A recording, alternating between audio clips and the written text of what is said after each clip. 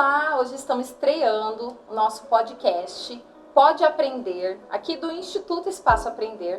E para iniciar com o pé direito esse podcast, nós estamos aqui com a nossa amiga Cláudia. A Cláudia é educadora, é gestora escolar e é uma mãe incrível, maravilhosa. Cláudia veio hoje nos contar um pouquinho sobre a trajetória dela. É uma alegria imensa, né, estrear aqui com vocês. Vocês sabem também a admiração que eu tenho por vocês, né, do trabalho que vocês realizam com as crianças, e tenho certeza que será um sucesso aqui esse espaço maravilhoso de vocês. Cláudia, estou muito feliz por você estar aqui, estreando o nosso Pode Aprender. Nós vamos falar hoje de um assunto muito importante. Nós somos assim uma das seguidoras sua, acompanhamos o seu trabalho. Certo? E assim, eu queria que você nos contasse um pouco sobre o que é o After School. Então, para que a gente possa compreender o que é o After Schooling, é necessário a gente já separar, dividi-los, o After Schooling e o Homeschooling. O After Schooling, ele vem do inglês, que significa depois da escola, né? Iniciou-se lá nos Estados Unidos, após o século XIX, com o intuito dos pais trabalhar, né, essas dificuldades que os filhos apresentavam, ou também as potências, porque nós focamos muito na questão da dificuldade. Então, o After Schooling é após o contraturno da escola, né? Já o homeschooling são os pais que trabalham em casa, então essas crianças elas não frequentam a escola. Os pais, os que trabalham em casa, né, são os professores das disciplinas e do que eles querem ensinar em casa. Os provedores do ensino dos Exato. filhos seriam isso. Isso. Ou eles contratam, né, professores ou tutores para trabalhar essas disciplinas que por muitas vezes eles têm dificuldades, né? Os pais estudam, eles se preparam para dar essas aulas, inclusive quando estão ali na parte do ensino fundamental 2 e o ensino médio, que são conteúdos mais avançados. Então eles doam-se 100%, né? E principalmente as mães. As mães, elas ficam em casa fazendo esse trabalho lindo, né? Porque eu admiro muito, mas já não é a minha realidade que trabalho fora. Sim. Né? Eu trabalho fora e faço o After Schooling. Eu tenho acompanhado o seu Instagram, tanto eu como a Patrícia, você tem 3 filhas. E assim, todas as atividades contraturno, por exemplo, você vai fazer um bolo, vai fazer alguma coisa, elas estão envolvidas com você naquele momento e você está ensinando algo para elas. Você está na cozinha, ou uma está na mesa fazendo uma tarefa e você tá fazendo algo e está ensinando para ela ali. Então, assim, tudo que você vai fazer em casa, você insere elas junto com aquilo e desenvolve um aprendizado junto. Seria isso o After School?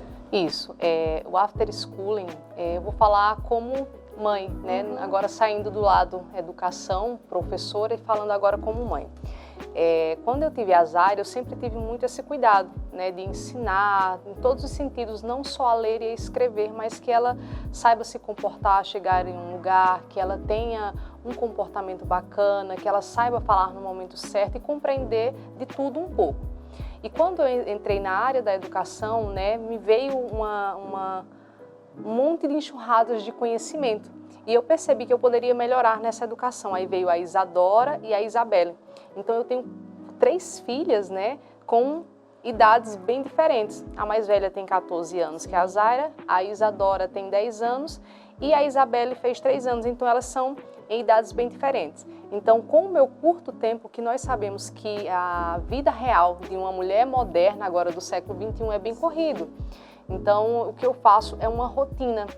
Eu trabalho uma rotina com elas que eu possa atender todas elas de uma forma com qualidade. Não com um tempo maior, porque a gente sabe que o tempo é curto, mas com qualidade. Às vezes, 20 minutos que eu passo ali sentada com a Isadora, fazendo uma leitura, fazendo uma pesquisa no dicionário, fazendo pesquisas, tudo isso faz total diferença, porque nós sabemos que lá na escola o professor está com 30 alunos, 20 e poucos alunos, que cada um tem uma família diferente, tem uma cultura diferente e um comportamento que vem a questão dos temperamentos também. Então o professor, até ele conseguir fazer com que aquela turma, né, fique em silêncio para que eles consigam prestar atenção naquele conteúdo e a metodologia que aquele professor vai usar naquele dia talvez não chegue àquele aluno que tem uma dificuldade maior. Então, em casa, o ensino ele é personalizado. Os pais eles irão criar um currículo, né, e dizer o que é que eles querem que esse filho aprenda dentro daquele currículo. E lá em casa, por exemplo, eu vou fazer um bolo. Então, ali fazendo um bolo é uma atividade diária que eu faço como mãe, que eu que cuido da casa, eu que cozinho. Então, ao ensinar ali quantos ovos, né, quantas xícaras, ali eu vou estar trabalhando com ela a coordenação motora, a percepção, matemática. Várias habilidades ali. Exato. É muito nítido isso no Instagram, é muito lindo de ver essa dinâmica que você faz com elas nesse afazeres seu em casa e você insere elas e que tem um momento de aprendizado e assim, eu sou apaixonada, eu amo de ver aquilo e acompanho muito porque assim, como que você faz muito bem e ensina elas no seu dia a dia, no seu afazeres, você consegue transmitir conhecimento, Cláudia. É muito lindo. Assim, é algo que você falou aqui, que nos chama atenção também, né? É o papel da rotina, né, Cláudia? Porque assim, a gente sabe que hoje em dia, acho que todo mundo, né? Tá com a vida corrida, todo mundo trabalha demais, todo mundo tem compromissos demais, né? Como que essas famílias de hoje em dia o que você diz, assim, como que elas conseguem inserir o after schooling na rotina, no dia a dia delas? É uma das coisas que tem se perdido na atualidade é o ser mãe e o ser pai. O que eu percebo é que a questão das demandas, né, os pais acabam perdendo essa responsabilidade. Eu, enquanto mãe, meu esposo, né, a gente não pode terceirizar a educação das nossas filhas. Quando eu terceirizo, levo elas para a escola e deixo lá, entrego nas mãos de uma professora, de uma coordenadora da escola, eu estou tirando o meu papel principal, né? O pai e a mãe, eles são atores principais nessa educação. Então, a rotina, por mais que sua vida seja corrida, você precisa estabelecer, né, uma rotina em casa. Qual é o horário que aquela criança ela vai chegar em casa, o horário do almoço, o horário dela fazer uma leitura, porque isso deve ser constante. Porque nós sabemos que hoje em dia, até numa redação, os adolescentes colocam abreviações como se estivesse escrevendo no WhatsApp, nas redes sociais. E isso é gritante, né? Porque até uns anos atrás, o brasileiro era conhecido só como samba e futebol. Isso tem, graças a Deus, tem se perdido, né? Porque tem trazido também nas redes sociais mães, pais, profissionais que se preocupam, né, com o desenvolvimento intelectual. Porque eu quero que minhas filhas cheguem em um ambiente e elas saibam falar sobre o assunto com propriedade, né? Não seja só mais uma balançando a cabeça e concordando, mas claro, se um dia elas forem argumentar, que argumentem com conhecimento. Então a gente percebe que os pais hoje em dia chegam e falam assim, mas eu dou de tudo ao meu filho, né? Eu sou educadora, eu estou dentro da escola e eu percebo que os pais falam isso, né? Olha, meu filho tem 6 anos, eu não posso mais com ele. Gente, uma criança de 6 anos, eu vejo assim, talvez seja até grosso de minha parte falar assim, eu não imagino eu falar que eu não posso com a Isabelle de 3 anos, né? Então a criança ela precisa compreender que você é o pai, você é a hierarquia sim em casa. A autoridade, né? Quem manda sou eu, né? Então elas têm que obedecer, seguir as regras, lógico, né? Eu estaria mentindo aqui se eu dissesse que minha rotina é 100% perfeita.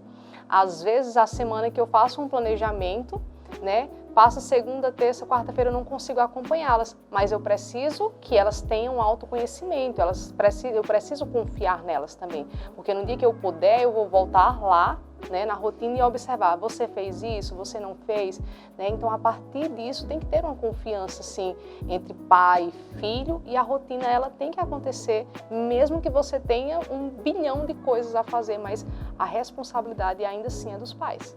Você nos trouxe alguns livros aqui. Esses livros são alguns desses que você usa com as meninas, seria? Sim. O que seria que você poderia nos indicar? Como que você usa eles? Você poderia nos explicar? Sim. Nós percebemos também que até na leitura, nas escolas, tem perdido a questão de poemas, né, clássicos, que precisa, né, a gente tem perdido essa questão de cultura. Então, assim, eu ensino muito às meninas, por exemplo, esse livro, o livro das virtudes, né, eles são para crianças. Então, são poemas, né, que retratam as virtudes através de leitura, onde a criança ela faz uma leitura. Esse aqui, por exemplo, perseverança. O pescador que puxa a rede com pressa não tem peixe para a feira. A criança que fecha o livro depressa não aprende a lição inteira. Por isso, criança, se quer ter ciência, a hora do estudo prolongue. Nada se alcança sem paciência e devagar se vai ao longe. Então, perceba que tem palavras que a Isadora, por exemplo, que tem 10 anos, ela precisa ir ao dicionário.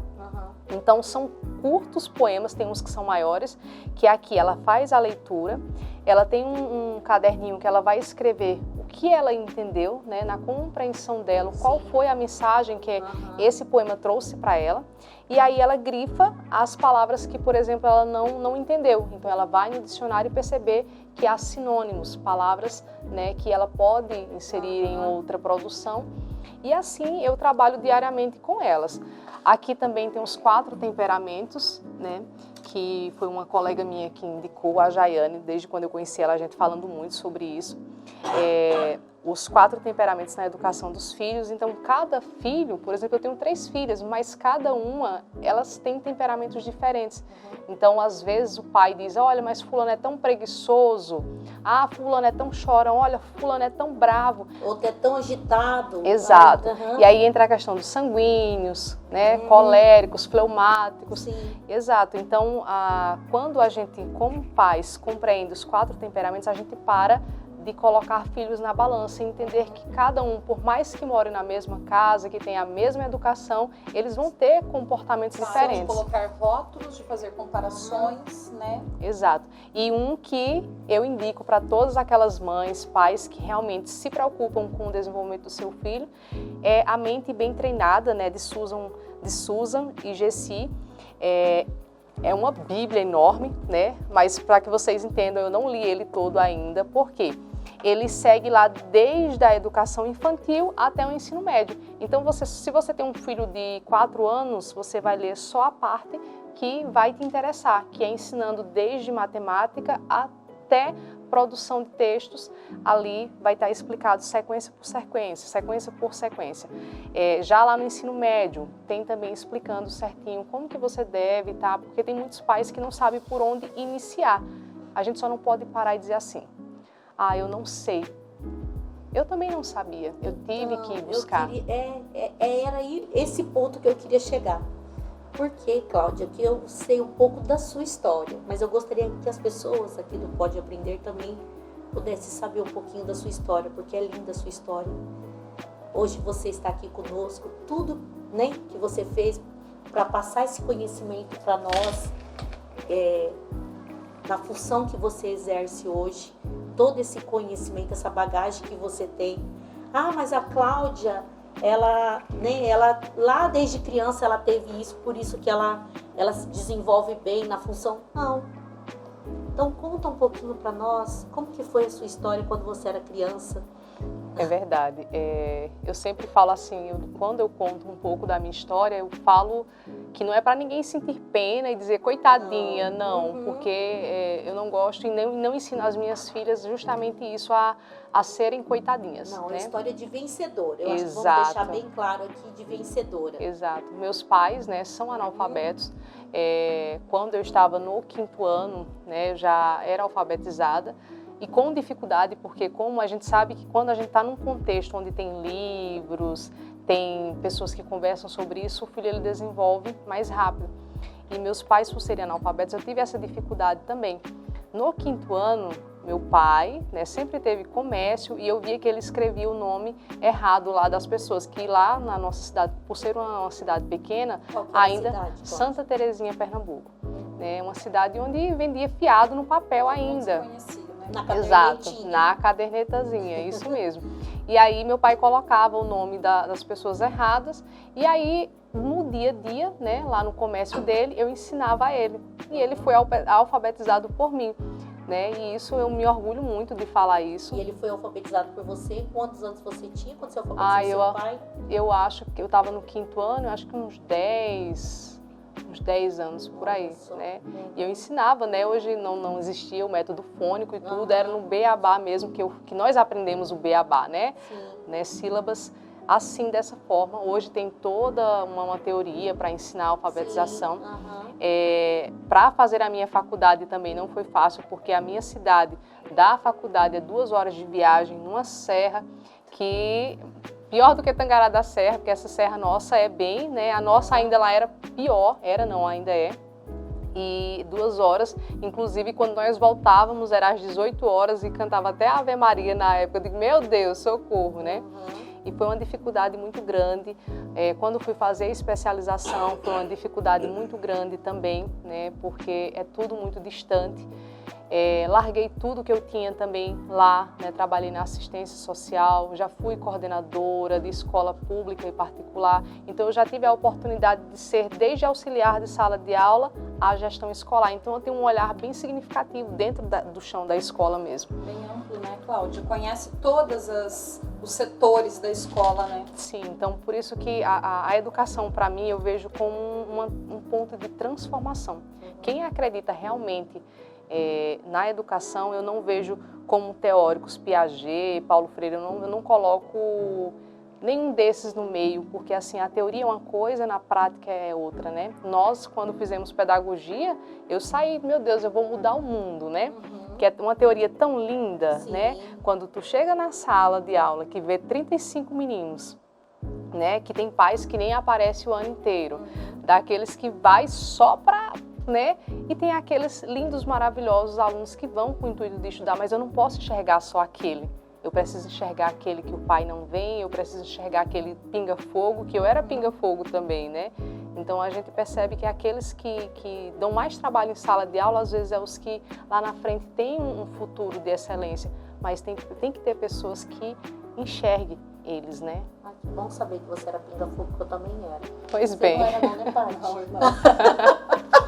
Muitas vezes também esses que dão trabalho é reflexo também de algo que está acontecendo, algo Sim. que está faltando, né, Cláudia?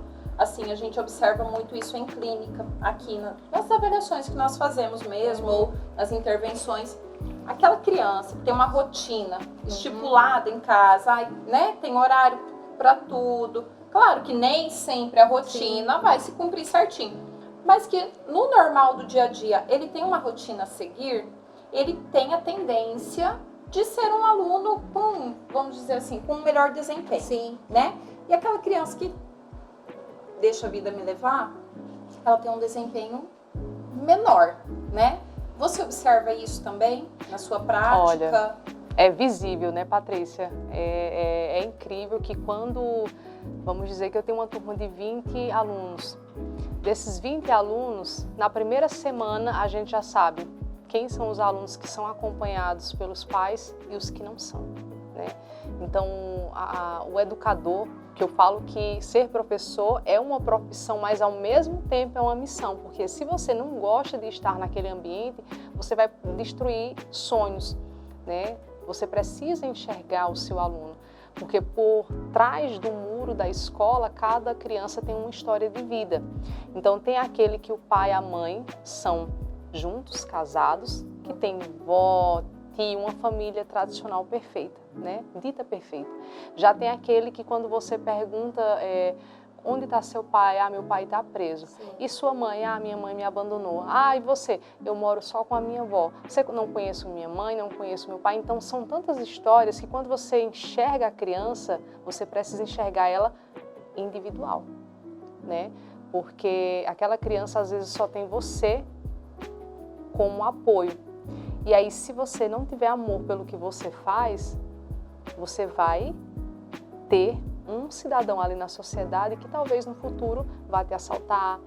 Então, a gente precisa fazer a educação com responsabilidade, né? A gente percebe que o sistema nosso brasileiro ainda é muito falho, né? A gente percebe que vai passando a melhora, sim, que está tendo aumenta, melhora, né? Nós temos ar-condicionados na sala de aula, nós temos materiais pedagógicos de qualidade, temos TVs, temos tablets, mas não adianta ter tudo se ainda assim quem está ali à frente, que é o professor, não tiver esse conhecimento e enxergar o seu aluno.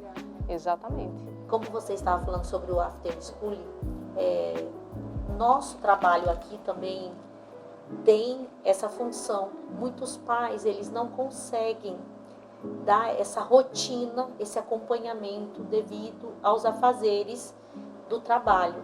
Então, hoje o Instituto Espaço Aprender oferece também a essas famílias essa rotina de estudo, esse acompanhamento, né? esse apoio pedagógico. Dentro lá da escola, lá do seu, né, do seu acompanhamento como gestora, você ensina os pais a respeito disso também, como eles inserir isso na rotina deles, dentro do que eles podem fazer? Sim, em todas as reuniões que nós fazemos, né, na escola, quando a gente senta para fazer o planejamento de cada bimestre, a gente orienta aqueles pais que não têm condições, né, que façam a rotina em casa. Inclusive nós falamos para eles, se eles precisarem, a gente pode estar criando apostilas, entre outros, para estar colaborando. E vocês, o instituto de vocês traz isso. O After Schooling também é um instituto de vocês. Aquele pai que não tem aquele domínio, aquele tempo hábil, ele consegue trazer o seu filho para um ambiente como o de vocês, que é de qualidade, eu posso falar, né, o trabalho de vocês. Ele também é after schooling. A gente só não pode deixar o filho em casa ocioso, sem ter o que fazer. O pai precisa ter constância. Vocês sabem que do primeiro atendimento vocês não vão ter um avanço significativo, no segundo também não. Então isso é feito um trabalho de formiguinha, e o after schooling é justamente isso. É iniciar ali, focar naquelas dificuldades que o aluno tem, mas também potencializar o que o seu filho também tem de melhor. Às vezes vocês têm alunos que são atendidos aqui, pacientes que são atendidos aqui, que ele é muito bom em língua portuguesa. Sim. Mas já lá em matemática tem essa dificuldade. Então, o que é que tem que ser feito? A escola, o atendimento do instituto, os pais, é potencializar o que o aluno já conhece para que ele possa crescer ainda mais e não esquecer de sanar as dificuldades. Então é isso, é um equilíbrio, né? Igual lá em casa também, eu tenho a Zaira, ela é muito boa em língua portuguesa, já a matemática ela tem uma dificuldade, então a gente potencializa ainda mais a língua portuguesa, a leitura, a escrita, o conhecimento, mas também a gente vai lá na matemática, porque ela também não pode ficar sem esse conhecimento que vai levar também para a sociedade, para um vestibular, né? Porque muitas vezes a gente foca muito só no vestibular. Né? E como que está sendo trabalhado a questão lá em casa das virtudes, da moral, da ética, tantas outras coisas que isso tem se perdido também, né, em casa? Poucos conversam sobre isso, né? Virtudes, ética, talvez o muito obrigado, por favor, deixa até de ser usado, que é uma coisa tão simples.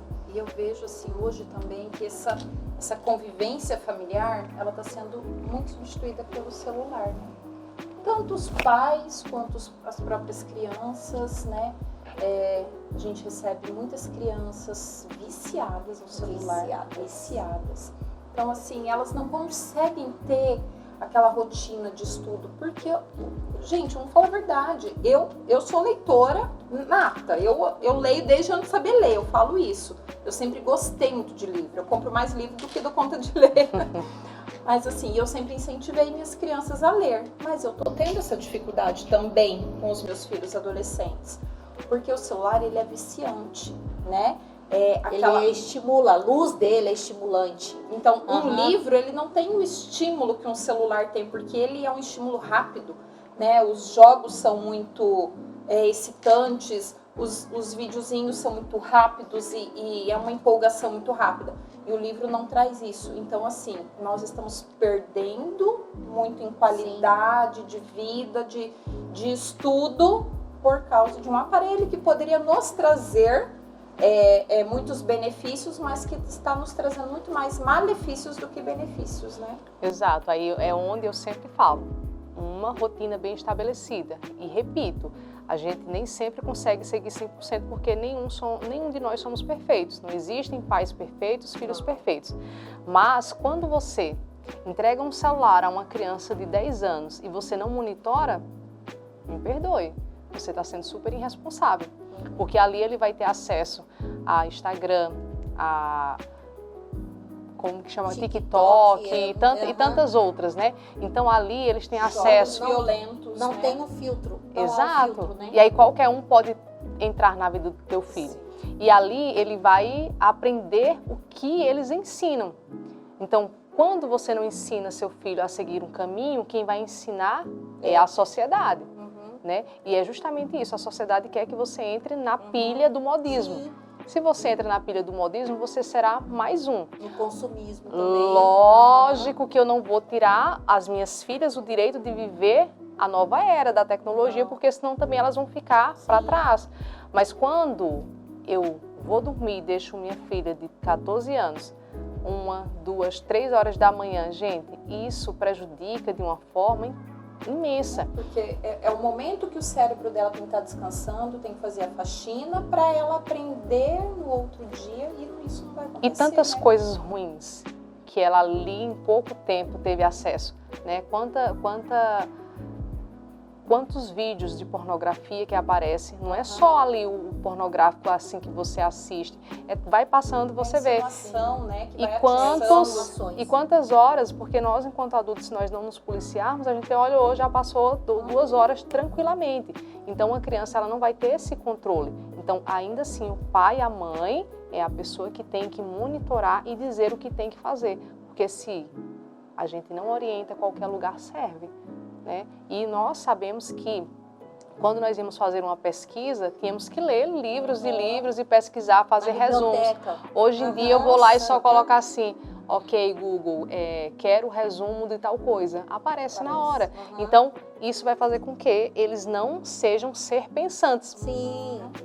Eles não vão usar o cérebro para pensar, para pesquisar e, inclusive, nossa, eu tenho 3, se eu deixar elas fazerem o que quiserem, nem banho elas vão tomar, porque eu já fui criança também, a gente sabe disso, né? Criança quer brincar, dormir, comer e Cláudia, nem banho toma. Você é na época da folha do papel ao maço, que fazia pesquisa na biblioteca, escrevia na folha, fazia a capa, trabalho de história. Primeiro fazia o rascunho. E das atividades de álcool, né? As capinhas com letrinha desenhada.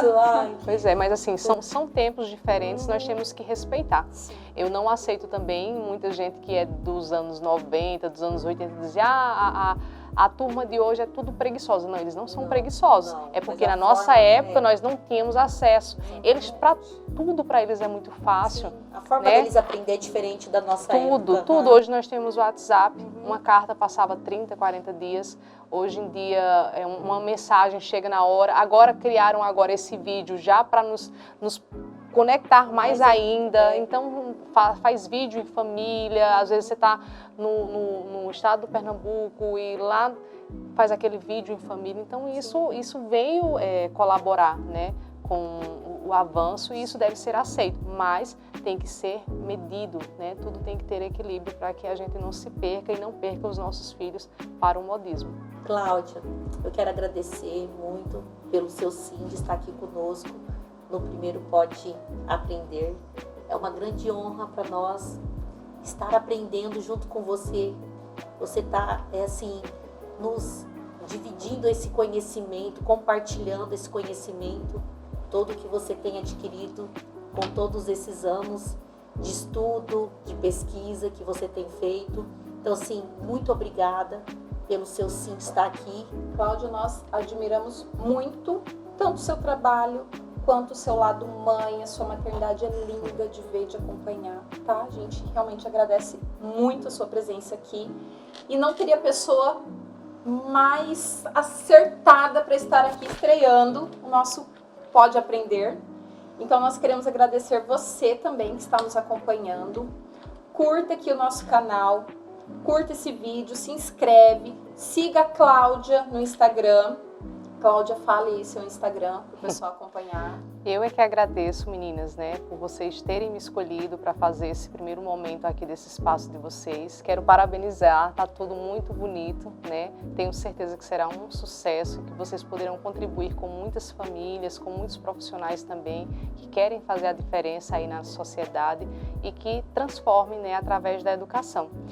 O meu Instagram é @claudia.mentora. Me sigam lá, né? Estou à disposição também. Eu sei que a educação ela é um ponto de partida, né? É a primeira sociedade, então nós temos que fazer sim a diferença e contem comigo sempre. Um cheiro bem grande. Não, obrigada. Sigam nossa página, curtam nosso canal e vamos lá. Até o próximo Pode Aprender.